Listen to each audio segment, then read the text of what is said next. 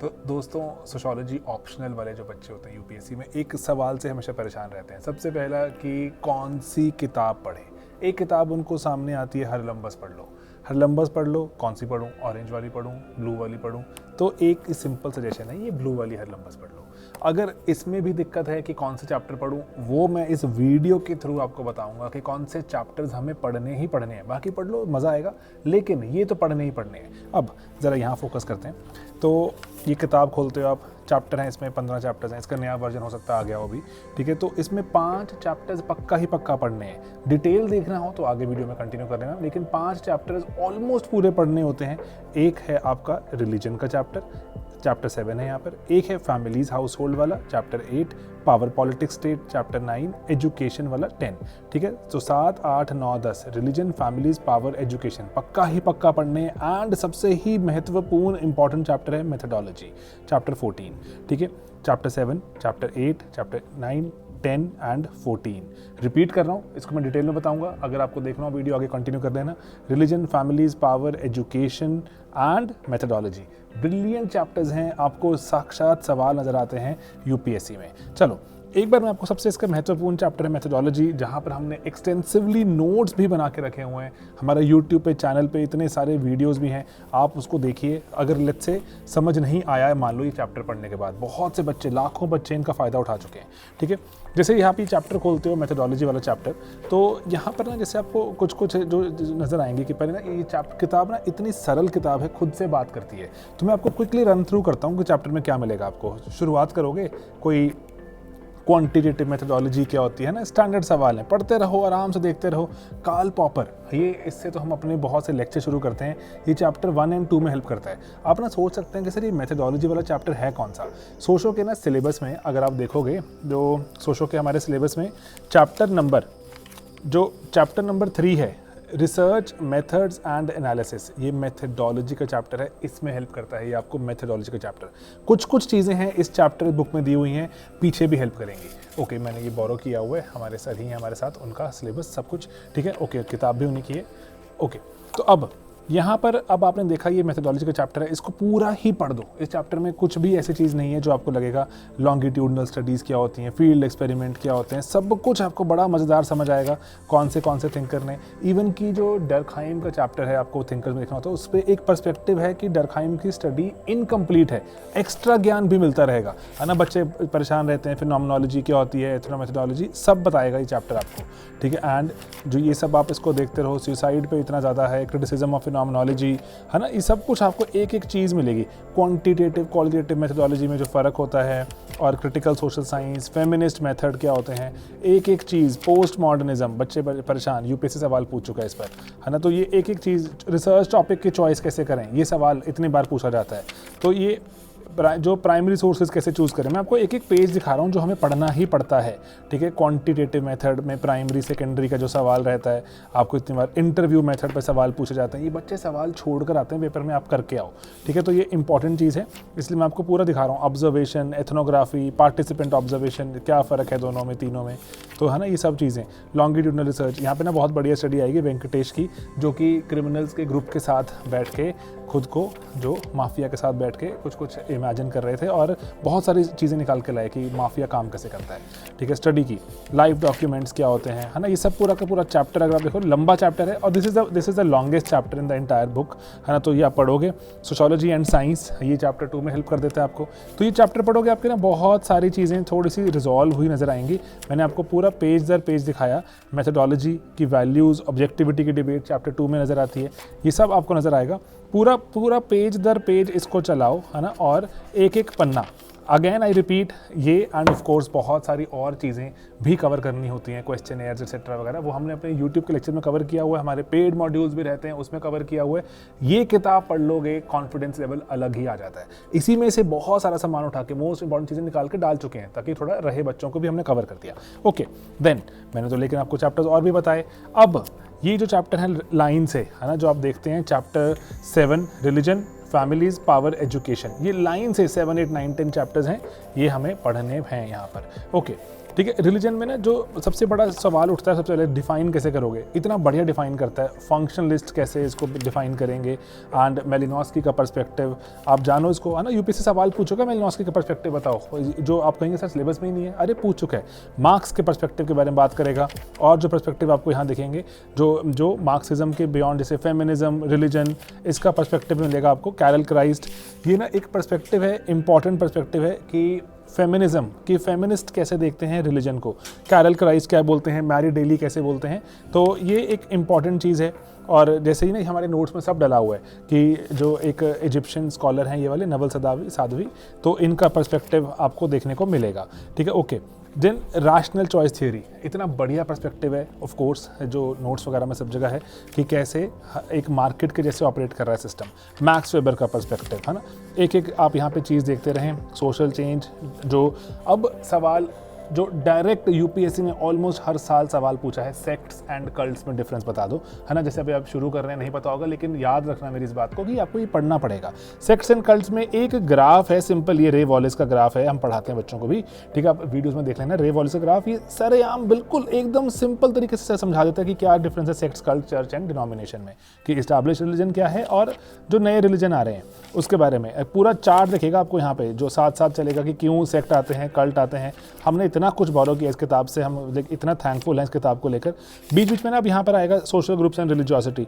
अब ना ये थोड़ा सा, अब ये तो यूपीएससी के लिए किताब थोड़ी ना लिख रहे हैं, लेकिन ये जो बच्चे पढ़ते नहीं है, लेकिन पढ़ लोगे ना तो आपको थोड़ा फायदे में रहोगे।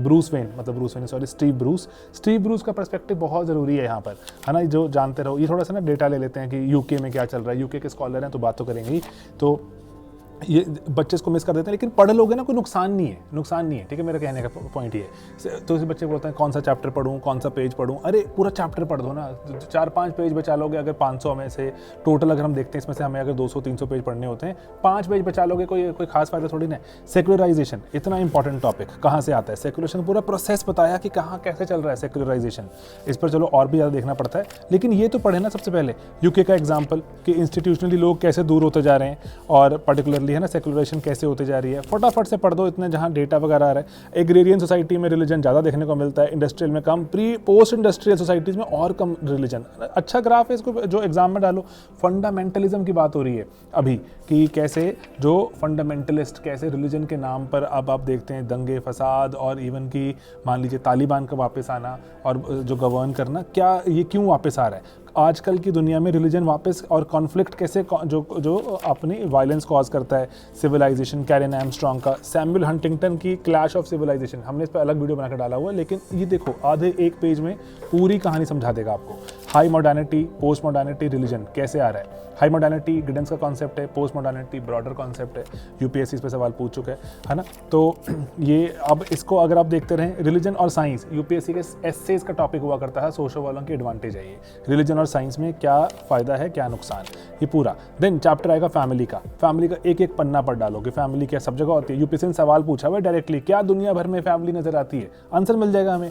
इंडिया की नायर्स का एग्जाम्पल है यहाँ पर, कैथलीन गफ का जो हमारा जो स्टडी है नायर्स की, कि किस तरह जैसे विजिटिंग हस्बैंड होते हैं। मैं आपको एक चीज़ दिखाता हूँ एक और, हमने जैसे हमारे सोशल के नोट्स भी हैं, मैं आपको वो दिखाना चाहता हूँ, मैंने यहाँ पे रखे हुए थे कि और भी तरह की फैमिलीज़ के बारे में बात की हुई है ना, डेफिनेटली कि जैसे जाम्बिया में फैमिलीज़ कैसे हैं ये वो, क्योंकि ये जो स्टैंडर्ड जो डेफिनेशन ऑफ फैमिली है उससे थोड़ा बियॉन्ड है ना। तो ये नोट्स वगैरह तो जैसे कोर्सेज में तो हम देते हैं, लेकिन वैसे भी मैंने देखा था नेट पे भी अवेलेबल हो गए हैं, बहुत लोगों ने शेयर कर दिए हैं, तो किसी का फ़ायदा हो रहा है तो कोई बुराई नहीं है उसमें, ठीक है। लेकिन ऑफ कोर्स पेड मॉड्यूल के पार्ट होते हैं, तो फैमिलीज़ के टाइप एटसेट्रा वगैरह, तो फंक्शनल एस्पेक्ट, ये ना कुछ सिलेबस के हिसाब से चीज़ों को फोकस पक्का रखना कि family, household, marriage types, lineage descent, patriarchy, contemporary.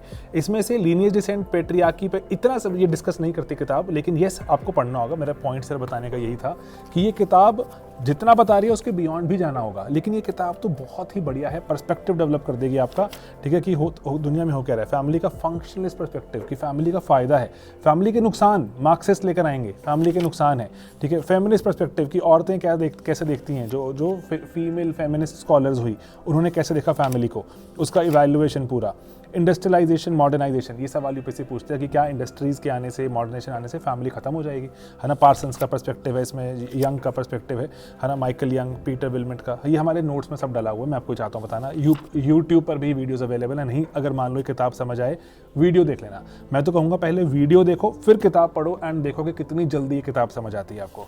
सरल भाषा में लिखी हुई है, फैमिली की नई नई तरह की डाइवर्सिटी आ रही है। सवाल पूछते हैं आपसे कि फैमिली किस तरह से बदल रही है आज तक, है ना। आजकल नई नई तरह की फैमिलीज आ रही हैं, gay families, lesbian families, trans families, है ना, single parent families, reconstituted families, मतलब जैसे कि पर्टिकुलरली पहले पति पत्नी थे और उसके बाद बच्चे हो गए, अब अगली शादी हो गई, फिर से बच्चे हो गए, वो बच्चे इकट्ठे रह रहे हैं, है ना। तो ये सब तरह की चीज़ें आप विटनेस करते हैं, यहाँ पे आपको नोट्स में मिलेंगे। कुछ डेटा वगैरह आ जाता है, यूके का कोट करते हैं, बस फटाफट से इसको देख लो, कोई बुराई नहीं होती। कॉन्जुगल मतलब प्यार मोहब्बत के रोल्स, कैसे जो लोग आपस में इकट्ठे रहते हैं, कोई ब्लड रिलेशन नहीं है लेकिन इकट्ठे कैसे रहते हैं, क्या शादी डिक्लाइन हो रही है, क्या लोग फैमिलीज में रहना नहीं पसंद कर रहे हैं अब, है ना।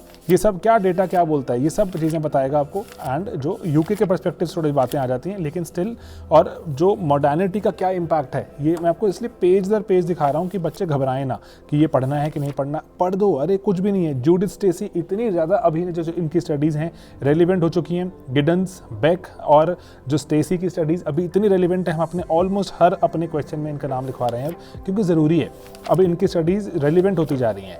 ठीक है, ये पढ़ा आपने। एंड इसके बाद आएगा पावर पॉलिटिक्स। ये चैप्टर लंबा है, इंपॉर्टेंट भी है, बच्चे छोड़ के जाते हैं। चैप्टर 7 होता है हमारे उसमें, पावर पॉलिटिक्स, है ना। तो लेकिन यहाँ से पढ़ो, पूरा समझ आएगा। अथॉरिटी क्या होती है, वेबर का पर्सपेक्टिव क्या होता है ना, और फंक्शनलिस्ट पर्सपेक्टिव क्या है, स्टेट मतलब सरकार कैसे पावर कैप्चर करती है, अपने पास बनाए रखती है, एलीट कैसे काम करते हैं।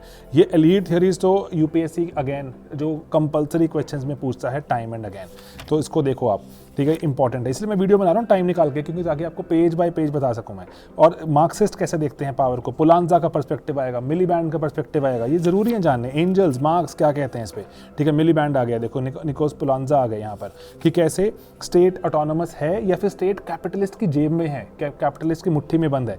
नए जो न्यू मार्क्सिस्ट हैं, ग्रामसी वगैरह, वो कैसे समझते हैं इसको, कि क्या कह रहे हैं इसको, स्टेट किसके पास है। एंड देन अगर आप देखें तो यूएस में चॉम्स्की इंपॉर्टेंट हो जाते हैं। अभी एज सच जैसे नहीं पहुंचा यूपीएससी तक चॉम्स्की का जो थोड़ा जो जज्बा, लेकिन पहुंच जाएगा, पढ़ लेना इसलिए। अब थेडा स्कॉचपॉल, मैंने ये इतनी बार बताया बच्चों को, मैं क्विज में भी पूछता हूँ। स्कॉचपॉल ये हार्वर्ड में सोशियोलॉजी की हेड थी एंड पर्टिकुलरली उन्होंने बताया क्या कंडीशंस रहती हैं कि सरकारें फिसल जाती हैं, सरकारें कमज़ोर पड़ जाती हैं और लोग रिवोल्ट करते हैं। ठीक है, तो ये 3 कंडीशंस देती हैं, वो आप पढ़ सकते हैं आराम से। ठीक है, और कि उनके कारण, इसलिए एग्जाम में सिंपली कोट करना होता है। ग्लोबलाइजेशन के चलते बेलिस एंड स्मिथ, ये जो पॉल साइंस वाले बच्चे तो ये पूरी किताब पढ़ते हैं बेलिस एंड स्मिथ की, हमें तो थोड़ा सा 2 पेज ही पढ़ने हैं। ठीक है, और लेस्ली स्केयर क्या बताते हैं कि कैसे सोशियोलॉजी बदल रही है, हमारे जो सोसाइटी बदल रही है, ग्लोबलाइजेशन के चलते डेमोक्रेसी बदल रही है, हमारी सरकारें बदल रही हैं। माइकल मान का सबसे बड़ा पर्सपेक्टिव है सोर्स ऑफ सोशल पावर, ये हमने अलग से डिस्कस किया हुआ है, यूट्यूब पे वीडियो भी है। माइकल फूको अलग से डिस्कस किया हुआ है पूरा कैसे, और पेनॉप्टिकन क्या होता है, और पोस्ट मॉडर्निज्म में क्या चलेगा, है ना। पूरा के पूरे चैप्टर पढ़ना पड़ता है। It's a long chapter but it will, जो नाओमी क्लीन है, नो लोगो, कि कैसे लोगोज में पावर है आजकल, लोगों के चलते ही लोग कुछ ना कुछ जो पढ़ लेते हैं। लोगों, देखो लोगों, कुछ तो लोग कहेंगे लोगों का काम है कहना, तो इसीलिए ये चलेगा ही चलेगा, है ना। फ्री वोटिंग बिहेवियर की बात आ जाती है, कई बच्चे इसको छोड़ देते हैं, लेकिन पढ़ लो, कोई बुराई नहीं है। रैपिड, बस आपका 2 घंटे लगेंगे, वोटिंग बिहेवियर पे आपकी तैयारी हो जाएगी। क्या पॉलिटिक्स का डिक्लाइन हो रहा है, क्या लोग पार्टिसिपेट नहीं कर रहे। ठीक है, तो और सर ने ये जो कैमरा भी पकड़ा हुआ, आई एम श्योर वो थक भी गए होंगे, लेकिन आप सुनते सुनते मत थकना। ओके, ठीक है। एंड देन जो यहाँ पर वी स्टॉप, हमारे पास ये चैप्टर्स खत्म हो जाते हैं and we go back to the basic. हमने इसीलिए रिलीजन करना है, फैमिलीज़ वाला चैप्टर करना है, पावर पॉलिटिक्स एंड स्टेट करना है, एंड हमने मेथडोलॉजी करना है। ठीक है, एजुकेशन का चैप्टर भी यस आप देखें, पढ़ें, इसमें से इंपॉर्टेंट हो जाता है। लेकिन ये वाला जो चैप्टर है पावर पॉलिटिक्स स्टेट मेथडोलॉजी बहुत ज़्यादा इंपॉर्टेंट है, प्लीज़ मिस मत करना। रिलीजन एंड फैमिलीज़ में जो यहाँ दिया हुआ है उसके बियॉन्ड भी पढ़ना पड़ता है, डेफिनेटली इनमें पढ़ना पड़ता है, लेकिन ये इतना अच्छा बेस बना देंगे आपका। And again I repeat, YouTube पर जाओ, स्लीपी क्लासेस के यूट्यूब के वीडियोस देखो, और फ्री ऑफ कॉस्ट अवेलेबल हैं। एंड लेकिन वहीं पर बात नहीं रुकती, आपको टेस्टिंग भी करनी होती है। ऑफ कोर्स टेस्ट रिजॉइन कर लेना, स्लीपी की करोगे तो फ़ायदे की बात है हमारी भी। एंड ऑफ कोर्स ये जो हम नोट्स बना रहे हैं, लेटेस्ट जो चीज़ें चल रही हैं, करंट अफेयर्स क्या चल रहे हैं इनके साथ, क्या क्या लेटेस्ट रिसर्च में चीज़ें निकल कर आ रही हैं, ये सब हम अपने जो कोर्सेज में कवर तो करते रहते हैं। ऑफ कोर्स उसका पार्ट बनोगे तो will be happy to help you.